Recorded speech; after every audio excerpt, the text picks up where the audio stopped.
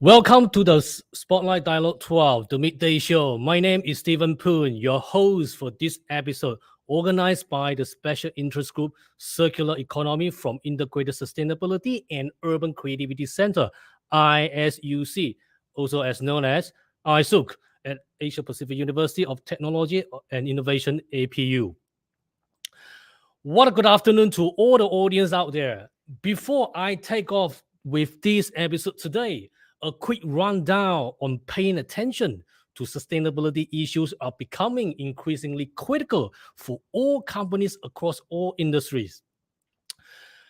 In the latest McKinsey Global Survey, 83% of the brand executive and investment professionals believe that sustainability programs will generate more shareholder value in 5 years' time than they do today.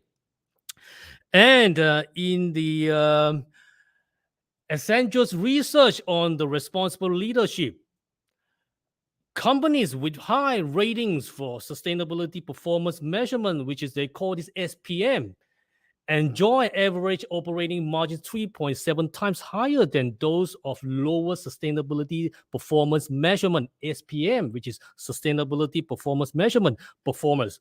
Shareholders also receive high annual total returns to shareholders, outpacing poor sustainability performance measurement SPM performance by 2.6 times. So this is a little quick rundown for everybody. Simply put this way, sustainability is a business approach to creating long-term value by taking into consideration how a given brand operates in the ecological, social, and economic environments. Sustainability is built on the assumption that developing such strategies foster company longevity. Our topic for dialogue today, branding 2.0. Embrace sustainability to increase brand values and beyond. Our guest for today's show, one of the most sought after brand and PR specialists in Malaysia. She holds more than 12 years of proven experience in financial institutions, corporate training, F&B, fashion, tech, and logistic industry. She has been featured in local newspaper and share her view as a guest writer for Marketing in Asia magazine and Go e-commerce portal by Malaysia Digital Economy Corporation (MDEC). She also be being invited by Klang Chinese Chamber of Commerce and Industry, which is they call KCCI, as a guest speaker to share about the best practices of the branding and marketing for SMEs. Before venturing into the journey of entrepreneurship, she was the corporate communication manager of Baker Tilly, the eighth largest accountancy and business advisory network worldwide. She represented Baker Tilly Malaysia to participate at the Social Networking Champion of the Year in International Accounting Bulletin Awards, and the firm was shortlisted as the top 2 finalists in 2014 and top 3 finalists in 2015 in the world. The latest, and she is also the latest recipient of the Distinguished Women Entrepreneur Lifetime Achievement Award 2022 at World Women Economy and Business Summit, and awarded Malaysia Women Leader, World Women Leadership Congress, Game Changer of the Year ACQ 5 Global Awards, featured in Britishpedia Successful People in Malaysia, guest speaker and advisor for ACCA SMP 100 Branding and Com, featured in Malaysia SME cover story on what is in a brand that sells, interviewed by the State Financial Daily, where she shared her insight on business resilience amid the COVID-19 pandemic, successfully secured 2 million Malaysian ringgit for branding and marketing project due to its unique branding and marketing methodology. Here we are. Please welcome Stella Wong. Hey, hi. Good afternoon, everyone. Stella. Nice meeting every one of you. Hi, Dr. Steven. How are you? I'm all right. How was your morning today? Excellent. Well Okay. prepared for today's sessions. Yeah. Thanks for being here. Actually, well, let's cheers for the day for the good start. Okay. Let's talk about Brainstorm Malaysia, and you are the co-founder of Brainstorm Malaysia. I think you because of the big name and also people watching around. Brainstorm Malaysia, what you guys doing, and also you are very stunning in the way the things are what you have done in for the industry. And Brainstorm Malaysia is an award-winning brand strategy design consultancy and a research-based marketing agency in the country, obviously. And yes, it is a big name out there, and everyone talking about this. And even though some of my colleagues said it to me, Stephen, you have Brainstorm Malaysia on board. That's nice, actually. Wow, that's kind of which is the braces which are from some of my colleagues. So please, Stella, tell us about Brainstorm Malaysia. Yeah, definitely. Maybe, I will just share with you perhaps the methodology that we adopted and how we actually came up with this. Just a brief background about Brainstorm. I started the company about 6.5 years ago. During that time, there are not many people has been talking about brand strategy, brand audit. Why is it so important to have a brand strategy in place? And of course, during that time, I was also looking at, in Malaysia, if there's any creative agency are really good in doing brand strategy. And unfortunately, I couldn't find anyone. So I thought, okay, there's a market gap there where why don't I start to do something by myself? That's how, Brainstorm was born back then. So, no, without knowing it, it's already 6.5 years in the market. What actually make us stand out compared to the other creative agency? Or actually, I don't like to call myself as a creative agency. We are a brand consultant. We work with companies to grow together. So in short, like what Dr. Steven has just mentioned, that we are known as a brand strategy design companies, where we help any companies that in all size to help them form their own strategy. That means, like, what makes your brand self, what's the values, propositions, what is a brand promise that you want to give to customers. So we are the one that help companies to craft out the whole thing. So no, this is just a snapshot on how we built it in terms of the framework or the methodology that we strongly believe in.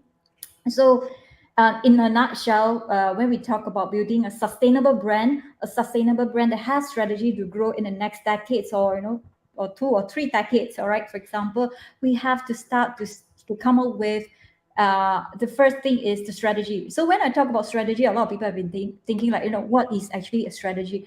A strategy is basically a blueprint of a company. So for example, there are two products in the market. So both are also selling the same price, same product, same brand, even the target audience is also the same. So why you want the customers to come to you? If let's say I'm a consumer, how can I choose? So the brand strategy is the one that makes your brand stand out. So by using this angle, we start by conducting meeting with clients. So we will do a brand strategy, brand discovery meeting with clients to understand what's the business model that they actually wanted to venture into. That's number one. Secondly, we will ask them, like, what is the brand USP? What's the key brand messaging that you want to shout? That of course includes brand name, brand positioning, what makes your brand different than the others.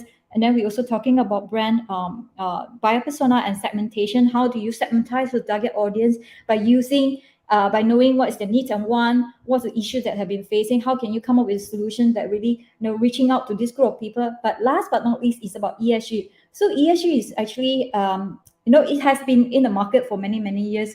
It's just that in the last 2 years, we noticed that there are more and more companies really placing focus in trying to embrace or integrate ESG into part of the brand building process.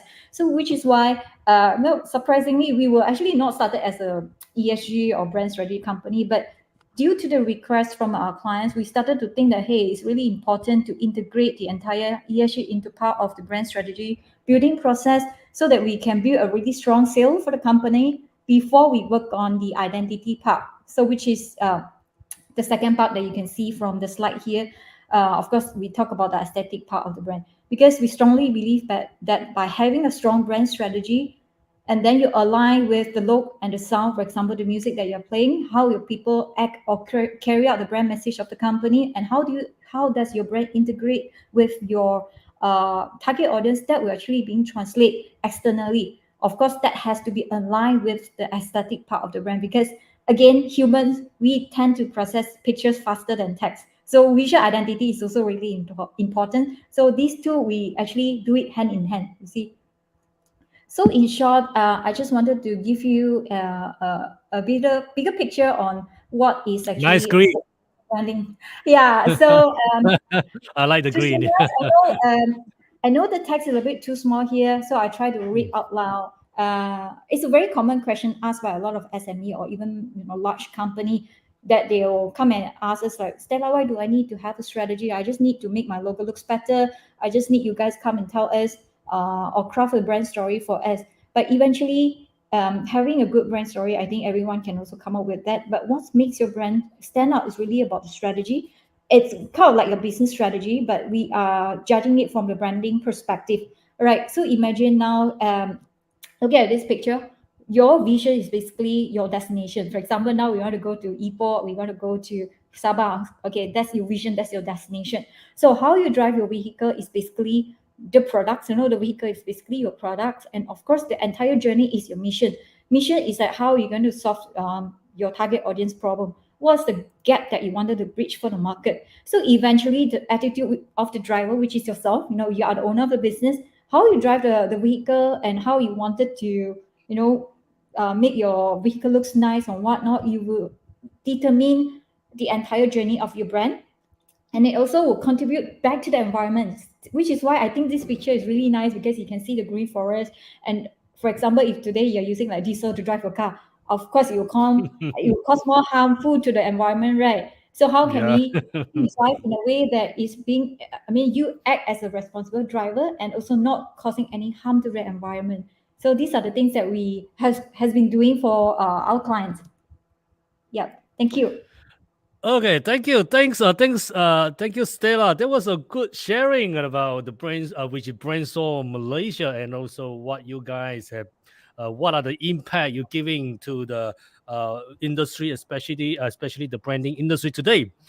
You mentioned about ESG. Yes, this is the hot topic today. Actually, Yeah. we have from our side, APU here. We also have a few colleagues which discuss about ESG, and also some of my colleagues from elsewhere, internationally as well, overseas. So we make a lot of discourse about ESG. What is the boundary we are crossing? Is it part of the trending issue today? Is it we do it as a lip service or whatever way? So, and also I invited the other day. I was invited by the president from Malaysia Digital Commerce.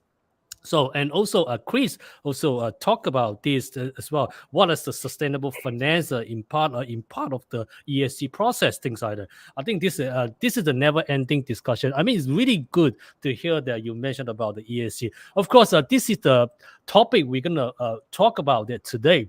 So, Stella, I would like to set the scene before we get into the discussion today. um, Based upon the highlight, which is I have just mentioned earlier on. So creating and growing sustainability in brand business is good for several reasons. Chief among them being that what we live, work, and play on one planet, which is the Earth, now here. And we need to take care of it for the benefit of all. However, good uh, consign aside, a sustainable business model may also be successful brand model. So, Stella, would you like to help us to define what is a sustainability branding? Yeah, sure. Happy to take that questions. To me, sustainability branding is basically a brand that integrate ESG into every aspect of the business, and also make it across every touch point. So to me, a brand that really embrace sustainability, they will infuse brand essence, and then they will also, wanted to differentiate their brand by integrating the value and the sustainability, all the keywords and the key practices, and then turn them into an actions, and eventually it will become a competitive advantage for the company. So in short, sustainability and brand to me is interrelated. It cannot be separate. You see, if let's say you wanted to achieve a long-term success in your business, you have to embrace Mm, sustainability, because eventually building a sustainable brand can also mean that it can, drive better revenue to the company. It can also mm. become the USP of the brand. Yeah, Yeah, that's how that's I a key, see it. isn't it? Yeah, that's the Yeah, this is the key. key. Yeah, right. How to improve sustainability in branding, especially in the current context? All right, cool. There are three things that you really can do, which I think is pretty straightforward and simple. First of all, Mhm, is that you need to be really transparent. For example, you don't come mhm, and claim that your product is really sustainable if you are not, because people already talking about greenwashing, talking about sending mhm, out false information by just claiming that your product is sustainable when you are not. So I think being transparent and being honest to your consumer is the key to drive to increase the brand loyalty of your brand. Otherwise, you are mhm, just damaging your business and damaging your brand. So that's the key point. So secondly, I also wanted to say, looking at a brand, if let's say you really wanted to embrace sustainability, so the first thing that you really need to do is how you can do it by looking at your existing business model and how would you improve in terms of evaluating your entire supply chain. So because especially in the manufacturing industry, to what we call to re-strategize or realign the entire supply chain process is going to be a long process. It's not easy. So I would say take one step at a time. So do whatever that is reasonable based on your business activities, but we are not asking you to change entirely just for the sake of embracing sustainability. I think Yeah, it's going to be a long process. Yeah. it's true. There's a lot of people like to jump into the queue and follow everybody doing, like, if that is a so-called, there's a hit over the other side of the world, right? They're just like everybody going there. That's a very Yeah, funny yeah, actually. because it's become a trend, right? Yeah, you're right. Yeah, okay. Let's look at the consumer point of view. Okay, Stella, consumer shopping behavior has fundamentally changed nowadays, especially after the pandemic. Rather Yeah, than being a planned, discrete activity, shopping occurs whenever the mood strikes today, always on consumers. And this is increasingly while they are doing something else. So, yep. what actions are consumers taking to lead a more sustainable lifestyle? Right. Talking about adopting a sustainable lifestyle from the consumer point of view, I think in terms of the awareness I mean to embrace sustainability, consumer side is definitely well aware of the importance of protecting our Mother Earth. In fact, if let's say you're looking at all these latest statistics, a lot of millionaires they have been talking like, we want the companies, we want the organizations to care about people and the planet first, but not talking about your profit. So three key P here, yeah, there are three P's that I mentioned. Mhm. People, planet, and then profit. So Mm. the key focus here, I mean, from the company point of view, you should really think about how and what you're going to do to contribute back to the planet, and also how are you going to be a responsible company to support, or become a people driven company before you talk about the profit. So this is how I see it. And of course, when talk about the consumer attitudes and behavior in terms of adopting a more sustainable lifestyle, I think looking back to the basic or the fundamental, like for example, if we go to grocery, the first thing that maybe we'll check out is that whether this plastic or packaging, is it really, can it be recycled, can it be reused for other purposes? So I think Mhm. consumer are already well aware of that. Yeah. Mm. Yeah, Hmm. like I when I shopping, I don't take any carry bags. So usually I have my own bags. Even though some of the things are, if I can put it in the Tupperware, whatever container I can carry right with me, and then I will do that. So I Yeah. can't say totally zero. So because we get used to that kind of phenomenon when we born. So we always when we born, we're surrounded by the plastic bag. What we can do, we have the consciousness to reduce to the minimum. I think this should be the best we can do. Of course, we will be always doing a lesser and lesser every time when we go out. So this is my practice, but I can't say that totally zero plastic, because sometimes you do Yeah, get you're plastic right. as well. So but at least we have that kind of awareness of that. Okay, how do consumer attitudes and behaviors around sustainability vary by type of the product or services? Yes. I think how consumers behave when they choose a particular products Mm. or even Mhm. services. I think okay, let's talk about from the product perspective. So like I mentioned just now, when you go and shop, maybe the things that we will usually do shop around is the household product. I think the first thing Mhm. first, we will basically ask whether this product is it recyclable or how many times can I reuse it. So like just now what you mentioned, like bringing Tupperware to work, tapao with our own food using our own container has already become a norm in our society. That's number one. And secondly, consumer will also look into the ingredients and the source of the materials that you've been using in your products. So for example, is it natural product? Is it biodegradable product? So these are things that you also need to consider whether does your products actually cover all these things. Thirdly is about human rights. Though people have been talking about how are you going to embrace a fair work practices when you products produce something. So are you paying your employees right? Are you embracing diversity? Are you also really treat all your employee fairly by giving now a fair wages when they are doing or be part of your organizations.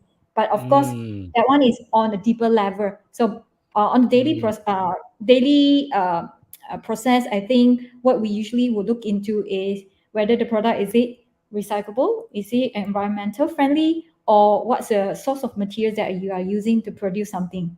Yep. This is really interesting when you mention the employment treatment. So Yep. employability treatment. This is important because if they get so-called pay reasonable, so they've been treated well, then they do whatever they do, right? It always they bring in that kind of consciousness and awareness how the product to be treated nicely instead of just simply just get it out to the market and just like try Yeah, to right. ruin many things, so I think that is the connection I can see there. So it's really nice to hear that you're looking into this aspect. Okay, Thank you. Stella, what consumers consider a sustainable product in your point of view? Probably I would ask you another way. What do you think makes a product sustainable and which are very important when considering a purchase? Mm-hmm. I will say, if let's say I'm a consumer, of course I'm a consumer Mm, by just mm, I shop every day basically. Sometimes I mhm, mean for grocery products as well. Um, I think like I mentioned, it really depends on whether this product is it really it can be recycled, it can be reused, and thirdly, can it be refurbished? Because don't forget that especially now, young people nowadays, they mm, are no longer just like buying a device and then if the device spoil already, then they're going to change. Of course, depends on mm, the price of the product as well. But there are also statistics showing that there are more and more young people. They have already started to support refurbished good or even second hand clothes. You see, because they know that if let's say they throw away something, instead of just replace it like that, which will come harm to the environment, why don't we repair it for the good instead of just changing it? Because that will also, we play a part and contribute back to the society. So I would say three E's. I think I mentioned about it. yeah. Recycle, as well as whether if it's repairable or it can be Mm. refurbished. Yeah. Hmm. I like Yeah. the 3P you mentioned about the people, the planet, and profit. It's very simple, but it's very significant because this is how, in fact, right, not many people looking at this because this is too big. Planet, well, we are in the Yep. planet, but we can't really see the planet on its own because we are in the planet, things like that. And profit, this is something intangible, which is there's Mm. only once you get the profit, then you have all the wealth. Then this is where the profit coming, the people. So this is all about the people. So people decide how to destroy ourselves or not to destroy ourselves. That kind of Yeah. aspect. Yeah, it's Yeah. amazing actually. Okay, Stella, let's move into the next, which is next prospect. Sustainability has reached a tipping point. Um, as Mm. consumers increasingly embrace social causes, they seek products and brands that align with their values. So, Stella, what environmentally sustainable and ethical values do consumers consider most important today? Hmm. I think from my opinion, if let's say speaking from a company point of view, we all have to act as a purpose-driven company because there's also a lot of statistics showing that nowadays, not only the young people, but people has been really supporting brand that is driven by their purpose. Not only in the sense that doing good with their products, but also responsible where you contribute back to the society and the environment. Um, Mm, of course, just now we talk a lot on the product side. I think what mhm, consumer will also like to know is that how do you integrate the entire ESG into your value change process, or how do you integrate and make it into part of your company ecosystems? This is something mhm, that if I'm a consumer, I would like to know more. So how do you do that, and how do you ensure that you are transparent enough and to share with us how you're going to do it, for example.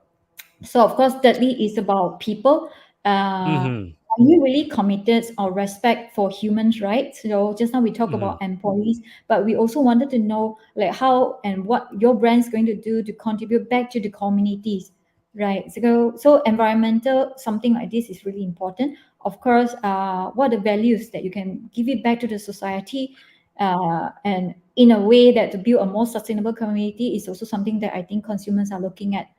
Yep. Stella, what are the main barriers to adopting a more sustainable lifestyle?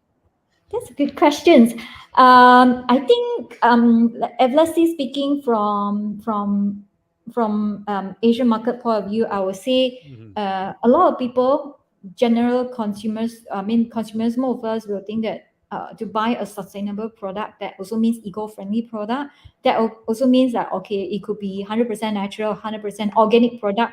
That's translate to a higher cost. So means some people may think that to adopt a sustainable lifestyle is going to be very expensive by nature because we all know organic products is expensive. Yeah, So when you and try to then be sustainable, it's more even yeah, cost more. yeah, to do that is not cheap. Yeah, I totally agree with that. And also, there are also a lot of people think that you know, doing Mm, adopting a sustainable lifestyle is good, but I don't see it will contribute a significant mm, changes to the environment. So hence they don't do anything. So they will wait and see lah. Basically, they adopt a wait and see attitude, and then just hoping that the other people do mm. it first instead of I do it. Yeah. No, actually, what do consumers require to adopt a more sustainable lifestyle according to your experience, you as a consumer yourself? Mm-mm. I think to make it easy is that first of all we need to not to say change the consumer behavior, which will Mm, take definitely a long time, but we yeah, take yeah. an approach to increase the awareness. Why is it so important to embrace ESG? Mm, Once you have mm, the awareness, then only we talk about how to slowly change your lifestyle by adopting a more sustainable way. Changing now. I think the level of awareness is already there. For example, most of my mm, colleagues here, they are already mm, using their own Tupperware. And then we all have our mm, own recycle bag. I think the basic awareness is already there. mm, But to take it to another level is definitely organization side. We will need to take more mm. proactive approach to educate the people the importance of embracing the entire ESG. It's true. Yeah. Brands actually important because Yeah. you can't think of anything is non-brand today.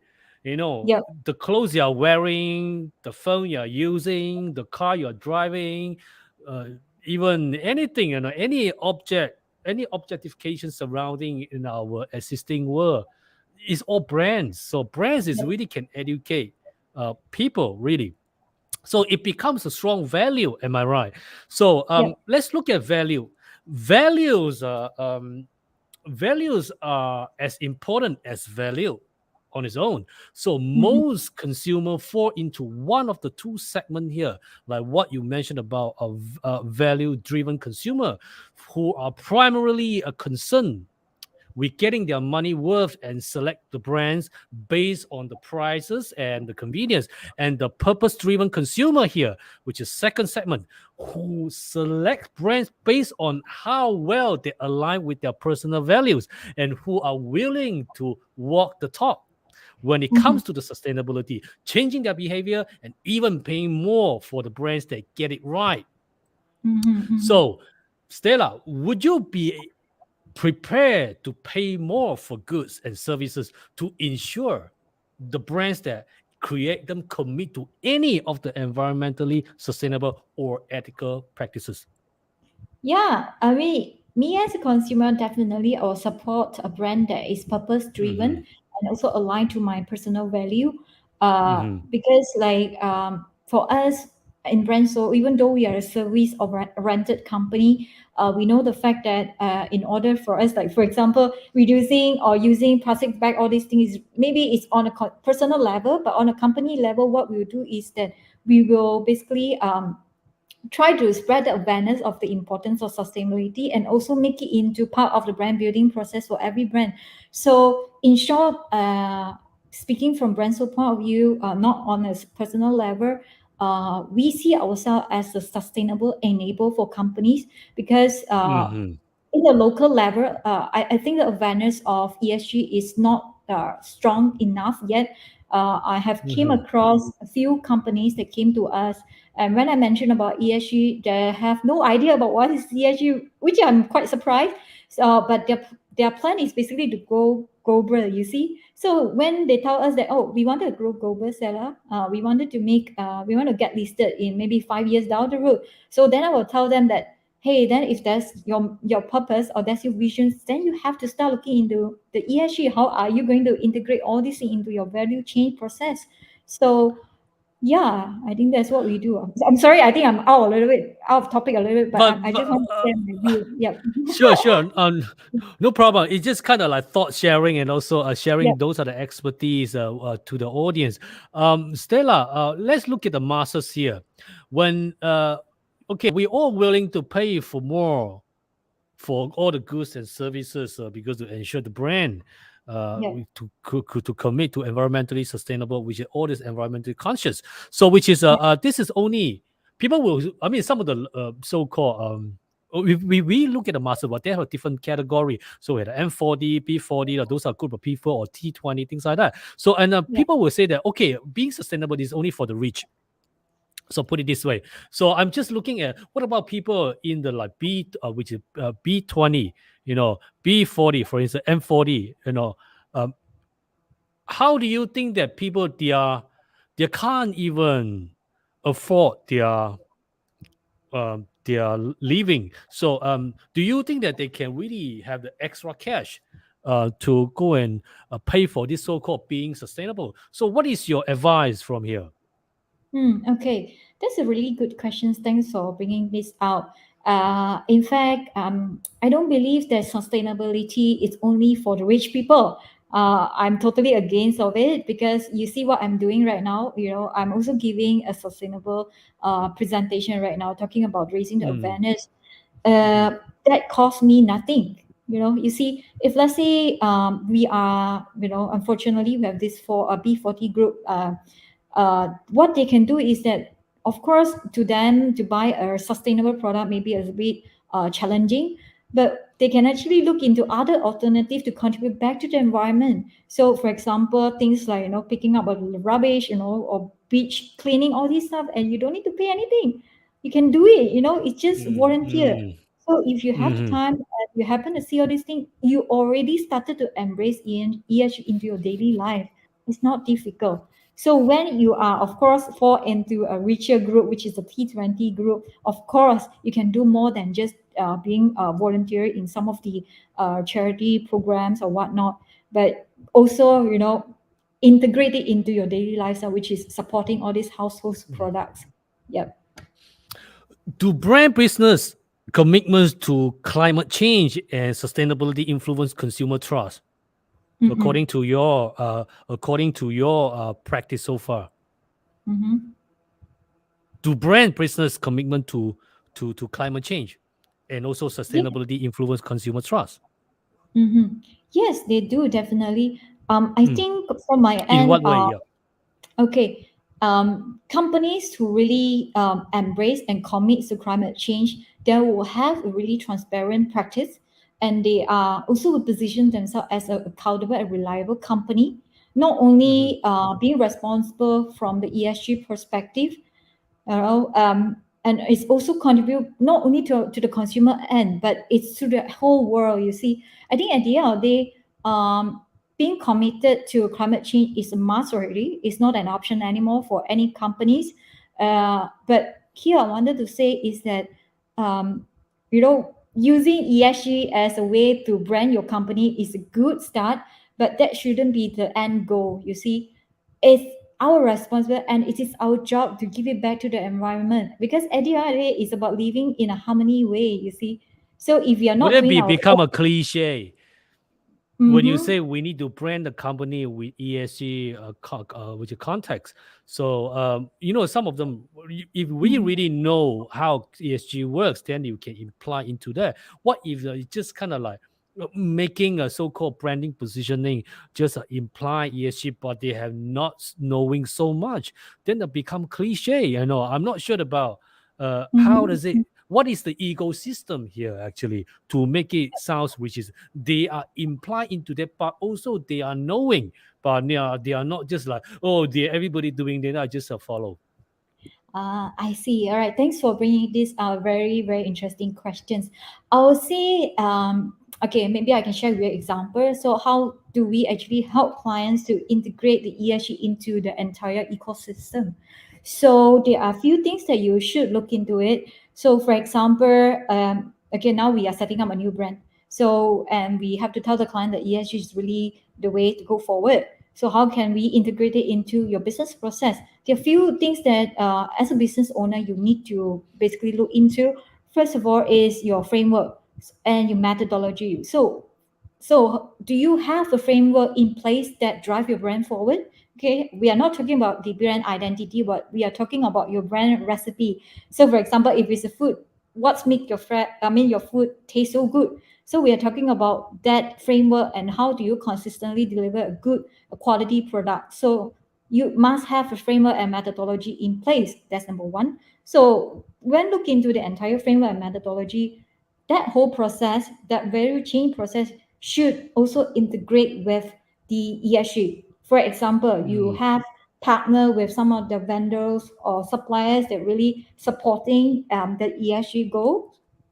That could be one of it. Or maybe during the entire operations process you have certain SOP to make sure that you don't use excessive amount of water, for example, or excessive amount of energy or electricity, stuff like that. And framework is one of it. And also people, when kind about people, we are talking about internal and external. So how can you ensure that your team members are also part of the value chain process that contribute back to the environment and also giving back to the society? So there's the second things that you need to look into. So I mentioned about framework, methodology, and people. mhm. Last but not least is your expertise. That is something that no people can replace it. So are you really the expert and experienced or persons that is doing really good in doing what you're doing? So then we are talking about embracing ESG into the entire ecosystem. I hope that's clarified everything. Yeah, Let me know if sure. you. I'm just trying to try to write down some notes. Those are the things you mentioned about the framework and the methodology. I think this is really exciting because Yeah. these are the things actually I had a discussion with some of my colleagues about the frameworks. No, when you Mhm. build ecosystem, we always have to think of the frameworks, how this framework is going to be more sustainable for the entire process. So it's not about just the outcome. So when we reach the outcome, we always have to have the frameworks. I think this is exactly what you mentioned. No matter what Yeah. we do, so I think you are talking about the branding, brand model. I think this is good. Okay, Mhm. Stella, I think it's a time to look at the audience question. Let's open up our dialogue to Sure. question from the audience. Okay, let's check them out. I have quite a few questions here. It was posted by my colleagues. Okay, the first question: isn't time consuming to go green? All right. That's all. Yeah, I think this is the first question. Am I right? All right. Isn't So time consuming to go green? Yeah. yeah, I would say to go green is definitely a long-term process, a long-term Mm-hmm. plan for the company, because Mm-hmm. by implementing the Go Green initiative is not an overnight thing, you see. So we need to Mm-hmm. have a proper process in place to be integrated with the entire business model and value chain process. Of Mm-hmm. course, that's on the company level. However, on the personal level, as a consumer, it's not time consuming at all. It's just whether you want to commit and do, spend some time to do it. Like I Mm-hmm. mentioned, doing a sharing like this, raise the awareness of ESG is also good. Do some beach cleanings, this kind of activity. Volunteer yourself to involve in all these activities can also help and contribute to the Go Green efforts. So Both I mean, sides. this is from the audience. I'm not, Yeah. which is sometimes can be it's really subjective, really. It really depends how you see that. If you be part of the so-called daily routine, right, then you wouldn't think that this is like you are specifically to design to add upon because you're just being go green, so it becomes sounds cliche. So it's not really time consuming if you particularly to do certain things because of the idea going green, then of course it's wasting time. So it Yes. just like just take this as a part of the daily routine. I don't think it's wasting time. So it just like just become one of it. So this is how I see, because I never make go green being green just for the sake of being green, because just like you have to have consciousness, just make it as a habit. So Yep. I like make it a habit. I don't want any carrot bags, which is no carrot bag for me. That's it. So Mm-hmm. make it as a habit. So I don't think it's a kind of time consuming here. Okay, the Mm-hmm. second question here from which is okay, there is a question here. What is the way to keep customer or audience loyal to the brand? Oh, okay. That's a really good question. So, if you ask me how would, okay, maybe we should speak from the consumer point of view. Mm-hmm, I'm an Apple fan. I use most of the Apple products because, mm-hmm, like for example, smartwatch, MacBook and iPhone.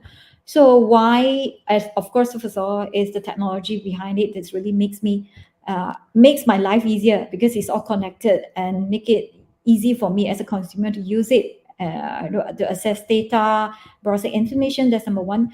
And secondly, because I feel like this brand is aligned to my personality and my lifestyle. Because mm-hmm, that's really, if let's say we judge from that perspective, then you roughly know why someone will stay loyal to a brand, because it's aligned to your brand personality, and the brand is been making your life easy, means the solutions. I think at the end of the day, it's about what the brand promise that you want to give to your customers or your consumers. That's number one. And what are the values, what are the solutions that you can bring to your customers to make their life easy or easier, you see. So if you can address these two, and with your experience in the industry, I'm sure that someone will stay loyal to a brand. But of course, now it's not, we are talking about not just about branding, we are also talking about being sustainable. So they also wanted mm-hmm. to care like how much you're going to do to care about me before I care about your brand. I think these are the things Mm. that as a brand owner you need to be able to address all this. Yeah. But also, we need to look at the different level of the consumer behavior. As I said, Yeah. of course, you are talking about um, different level of the people, which is whoever they can afford the product, and then they say being green. There's a lot of all this kind of argument about what if the people cannot afford that? So what do they do? So of course they are doing things differently. So I'm not sure about really when we talk about okay Apple product consumer as an Apple product Mhm. Mhm. consumer. So what about some others which is a different working class? They Mhm. are they they can't afford that. So what kind of mindset they should have in terms of like come to this uh being loyal or the brand? But because some of them they don't even have a they can't afford to being loyal to any of their favorite brand because they think that it's too expensive for them. So this is one of the issue here, because I think I have seen a lot of surrounding people cannot afford Mhm. it. And secondly is especially nowadays, this recession, the economy is like uh, uh, turning down, and is really tight at this point of time. So and the business, which is businesses are not really doing well. So how do they respond to this kind of being effective of themselves? Okay, going green and then being loyal to the brand, and what the brand can do for us and what can we do for the brand, like according to what you just said. Mhm. Okay. So you are saying that for those that who couldn't afford like to Yeah, have yeah. more Mm, expensive or more, mm, mm, advanced products and stuff like that, how can mm, we mhm, actually still build a brand loyalty to that particular group of consumers? I think mhm, very first thing is that you need to be, I mean, whatever that you're selling, you need to mm, ask yourself whether your product is it meeting the psychological needs of that particular person, mm, for example, in the last 2 years during pandemic time, Mm, people have been talking about survivor. We need food to mm, eat, we need water to drink, for example. These mm, are the basic needs. So if let's say looking at the product that you're selling right now, so does it really meets the psychological need? So if it's not, so which product mm, category fall into?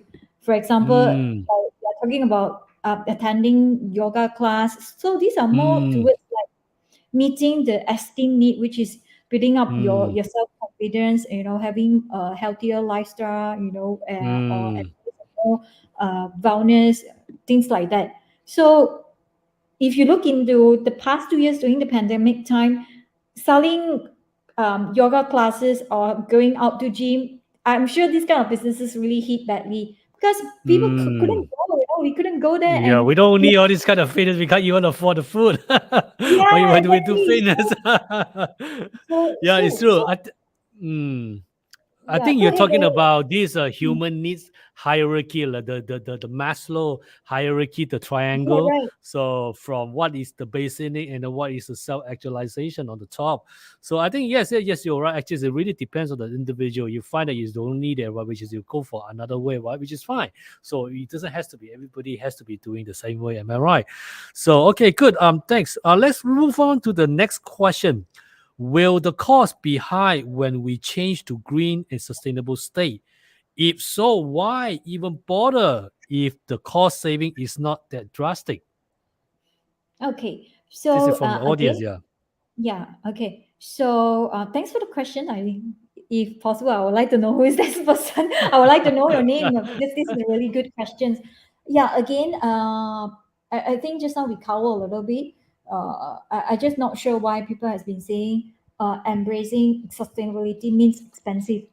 Which Mm, personally I don't see it that way. It really depends on how you integrate that process into your daily life or in your business processes. For example, some of the company, if they say, okay, I wanted to embrace sustainability into my business, so I'm going to pledge and say that in our factory we're going to reduce maybe 25% of the water, so that we can commit and to claim that we are a very sustainable company. But yes, you can gain a headline in the newspaper, but looking into the daily operation, does it really bring value? Does it really help to speed up the entire operations or manufacturing process? Uh, it's really subjective. If let's say by implementing and saying that we can reduce water by 25%, but what if let's say you not only have one factory, but you affect the entire value chain process? That could be an expensive process. So you don't just roll out something like this. You need to take one step at a mm, time to realign.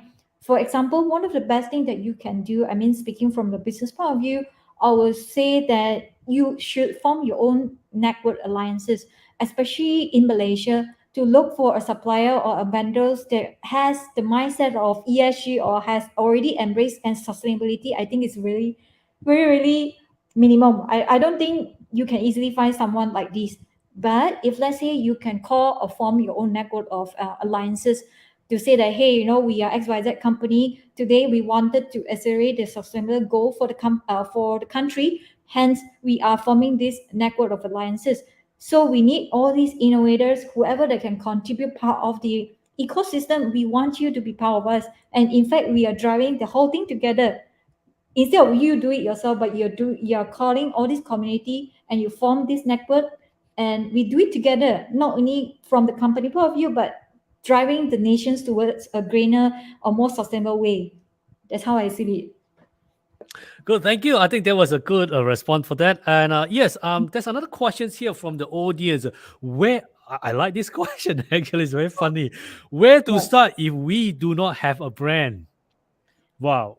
I don't know Okay. I don't understand what does it mean. We don't have the brand because anything we surrounding by with us, right? I think it's all brand. So I'm not sure about what does it mean by if we do not have the brand. So where to start if we do not have a brand? Yes, from the Right. audience. Thanks for this question. It's really good as well. I think I answered this yesterday when I had a workshop with students from Utah. So the students also asked me, Stella, what should we do? What should we do first if we do not have a brand? Is it to think about the logo or think about the product first, or shall we do marketing first? So they are also asking me question like this. So what you should do if you do not have a brand? My answer is, then you need to start to build a brand first. Start from the brand. Okay. So think about, for example, everyone started to sell things online. For example, you want to start a store on Shopee or Lazada. So you still need to create a brand name, right? So get a Yeah, it's name true. You see, first. anything is about once you have the label, it's called brand. So of course, Yeah. a brand have a different classification. What kind of brand? What kind of level of the brand? What kind of quality of brand? So is it this a brand for the masses? Is it a brand for the elite? That kind of like level. So I think that is another level when we talk about this. But once you give the label on it, right? There's a name. There's a name they call brand. So you can call anything. Am I right? So you can call Mm. anything. You can give all these fancy name. You can't even pronounce it. It's also brand. That's not a good yeah, branding line. Yeah, that's not a good branding line. A good brand, yeah, it's a true. good When I look at some of the brand, I can't even pronounce it actually. Well, it's a very yeah. nice product, but I can't even pronounce it. How can Yeah, I yeah, pronounce this? It's yeah, yeah, amazing. yeah, Because it helped me to remember what are you buying, Stephen? I bought the product. I can't even pronounce the brand. Then people yeah, remember you can't pronounce the brand. It's amazing. But I know that it's yeah, very awkward. But of course, it's not right. You can't pronounce the brand. But sometimes it yeah, gives you that kind of memory. You can't pronounce it because you always remember the things you never know that. yes, That's a very yeah, funny way. Okay. yeah, Okay. right. Thanks for the audience questions. Okay. Stella, let's change the gear a little bit here. Um, Sure. there is no single sustainable consumer. Values Mm-hmm. and attitudes vary. The nuance is critical. What consumers value and which values they are prepared to actually pay for varies across country, categories, and segments. Obviously, these differences are nuanced, complex, and often paradoxical. So, from my research here, some of the findings. Um, 84% say sustainability is important when making purchase decision, but 47% say it costs too much to purchase sustainable product. And 86% of the consumer consider the amount of packaging when buying products, but 35% want more packaging to protect them from the risk of the infection. And 61% of the consumer want more information to help make better sustainable choices, but only 20% check sustainability claims made on packaging or in advertising. So, Stella, in fact, who cares about sustainability and what do they really care about? Mm. You mean who? I think all of us. Yeah, yeah, Oh, yeah. I mean, yeah, mm. those are the statistics. Yeah. Yeah. So Okay. and also we also part of this statistic. Mm-hmm. Let's say probably you are in the 61% consumer want the information to make better sustainable choices, or probably you are 86% consumer consider amount of packaging when buying product, and or probably I'm in the 1 or 35% want more packaging to protect them from the risk of the infection. So actually, we all have this kind of like different demand. So in fact, Yeah. actually, we people who cares about sustainability. So what do we really care about? Put it this way, or probably what the brand really cared about when they put up the product, get into the market. Okay, that's a good question. I think at the end of the day, speaking from the company point Mm, of view, um, coming out a product that is really sustainable or launching a services that come harmless to the company or come harmless to the environment, it's no longer just about meeting the needs of people, but it's a responsible for all of us.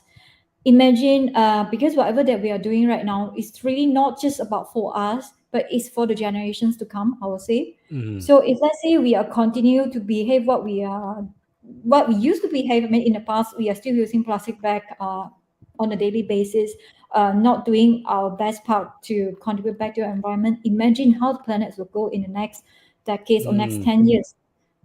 We are talking about, mm, you can see the virus and the disease has been spread mm, all over the world, and if we are still not doing anything, what will happen next? This is something that is mm, really a wake up call for all of us. If it's not mm. us, if it's not now, and when? Yeah, Yeah. it's true. There's no like, okay, I'll start to do it tomorrow. I'll start to do it next Yeah. week. It just like do it, just do it. Okay. Yeah.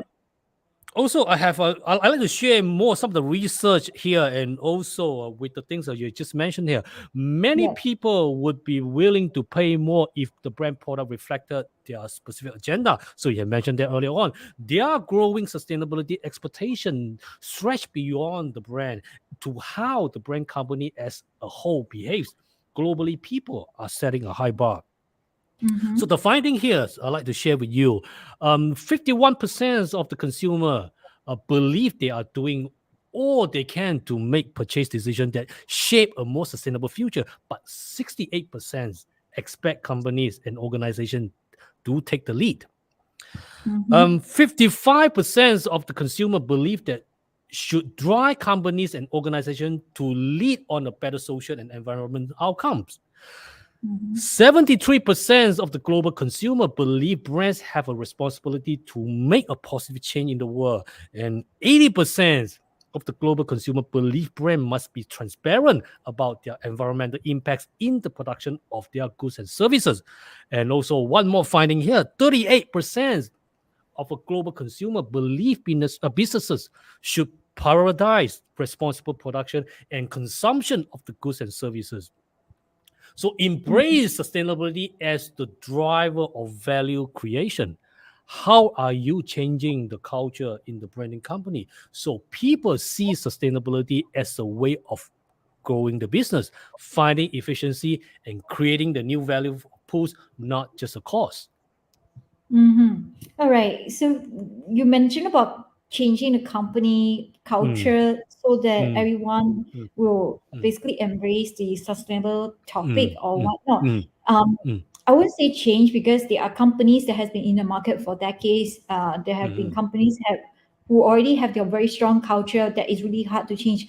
But I would suggest or recommend companies to relook or realign the company culture by integrating the entire ESG mm, and mm, or perhaps look into all these sustainable development goals and to think how can we contribute, out of these 17 goals, how can we integrate mm, and align better with our company culture. I think these are the things that we should do as a company, because at the end of the day, it's not like I say, it's not just about people, but it's about really doing our job, giving back to the society and for the generations to come.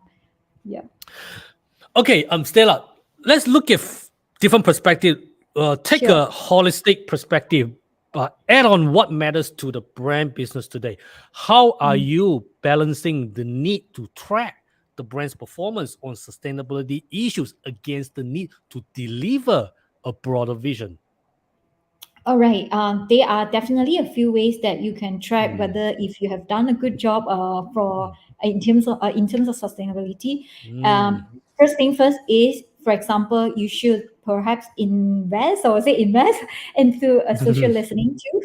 So, for mm, example, if you're a company that just started to embrace like build your brand pillars around the mm, sustainable topic and put it on a website or on all your collaterals, so using a mm, social listening tools, for example, like TalkWalker, will help mm, you to analyze how other people talk about you as a brand.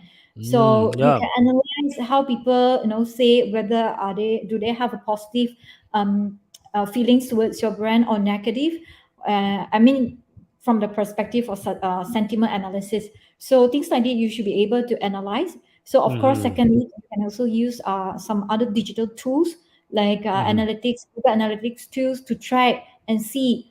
For example, on your mm, website, you have set up a particular page that's called sustainable. How many people mm, actually land on that particular page or read more about what you have done for the company in terms of launching a series of sustainable activities and what you have done, not just about CSR, you see, it's about on mm, a broader level, bigger missions like what you just mentioned. So by mm, using all these tools, you should be able to tell like whether does people really aware of what you're doing or is it really mm, aligned with your company visions. Yep. mm. Yeah, Hmm. obviously, individual ethical, like social and governance metrics and targets need to be met. So, but it's Yep. all the collective impact that drives the change. Obviously, okay. Yep. Drive positive impact across the value chain. How are the brands getting more visibility into the behavior of your suppliers and partners and their impacts on sustainability issues? Okay. I'm not sure about other countries. I think like what I've just shared with everyone here is Mm-hmm. that to look for a sustainable or a vendor or suppliers that really embrace about sustainability is really challenging, especially in Malaysia. Mm-hmm. So our and I also believe that one company, there's only so much you can do.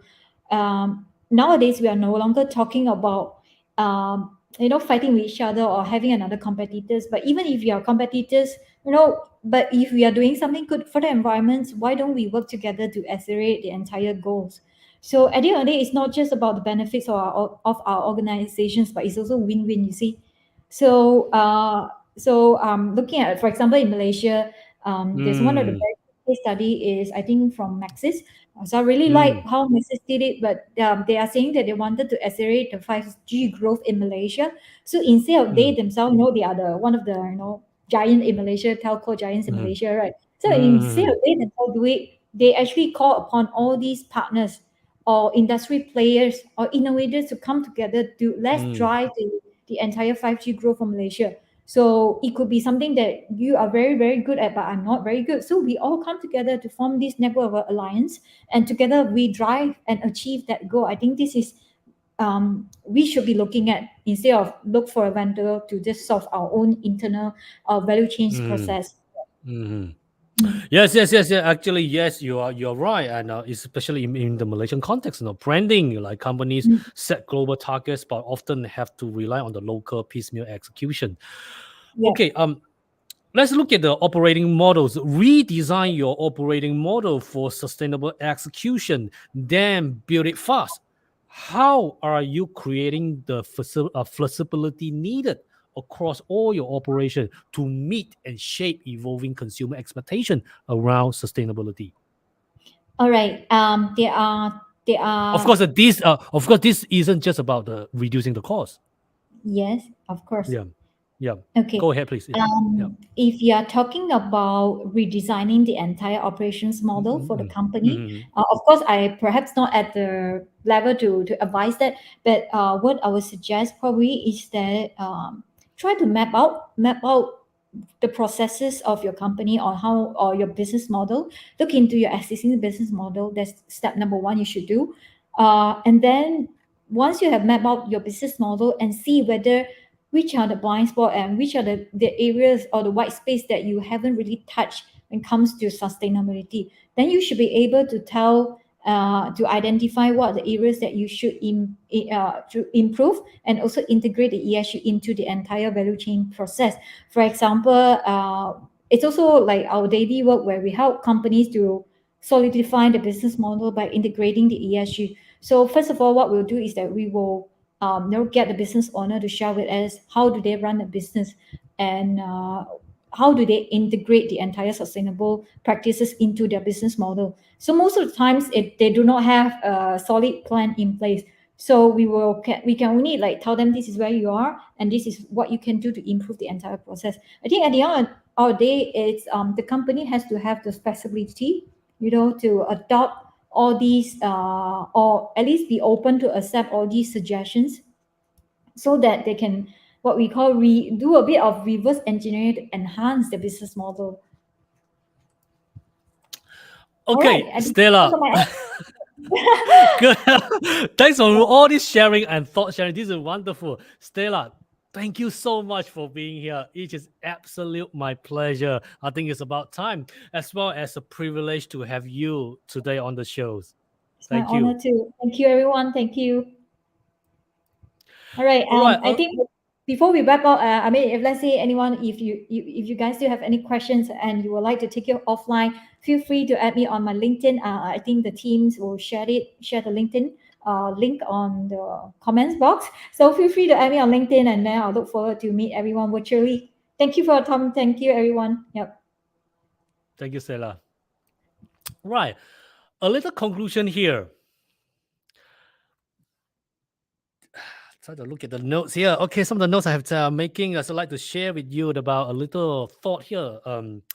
Today, brands are powerful instrument of change. So they are tightly connected with consumer all over the world and profoundly incorporated into their everyday life and choices they make. Consumer indicate with brands they love and strongly advocate the ideas they are embedded in their philosophy and image. Consequently, companies that own successful brands, which are followed by large group of loyal consumer, which Stella has mentioned that earlier on, have the power to generate modification and even complete shift in consumer lifestyle, value system, attitudes, and behavior. Accordingly, environmentally friendly brands are inevitable elements of sustainable marketing strategy and sustainability concept, given that its implementation requires changes that will trigger mass rather than individual. However, regardless of positive opinions about socially responsible practice on the market, attitude like the behavior gap is widely present among consumers, making segment of the green consumer just a market niche. Therefore, the most challenging task for marketing and brand manager is to find interest for consumer in a sustainable way of life and to make it easily accessible and attractive for them. So, audience, with that in mind, thank you so much for tuning into Spotlight Dialogue series organized by the Special Interest Group Circular Economy from Integrated Sustainability and Urban Creativity Center, ISO, at Asia Pacific University of Technology and Innovation, APU. Till then, take care and each other. Happy weekend.